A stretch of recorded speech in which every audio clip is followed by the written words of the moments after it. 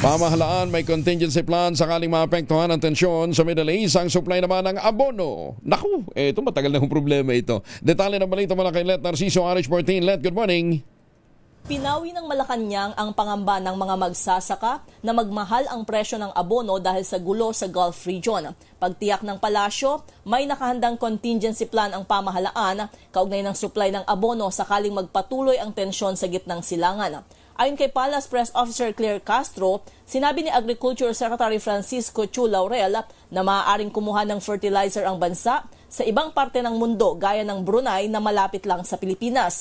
Sabi ni Castro, kumpiyansa rin ang DA na hindi magdudulot ng pangmatagalang problema ang tensyon, lalo na kung hindi naman isasara ang sea lanes. Napag-alamang 66% ng inaangkat na abono ng bansa ay nitrogen-based at ang pangunahing supplier nito ay ang Qatar. Mahigpit na pinababantayan ni Pangulong Marcos ang sitwasyon sa Middle East para maagapan ang posibleng epekto nito sa presyo ng langis at iba pang bilihin.